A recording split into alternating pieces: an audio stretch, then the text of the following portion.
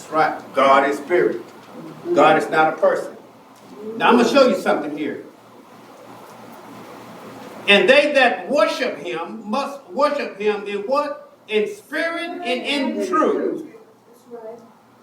How can you worship God if you is not in truth? How can you please God if you is not in truth? Oh boy.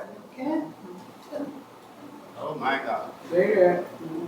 How can you worship God if you is not in truth?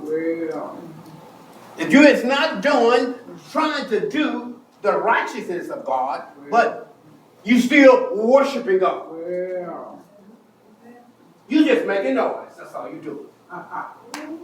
You just making noise. You ain't worshiping God. God stepped back. You just making noise. He said you got to worship him in what? Spirit and in truth. Amen. Now those that don't know God and they can worship God, now that's good. But once you know him, or trying to get to know him, or have some relationship with him, and you ain't living the life of God, and you can be trying to worship God.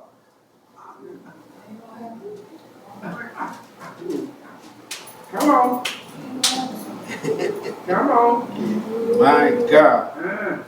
You got to have some truth in you. And that's what he wants us to do. You got to have some truth in you.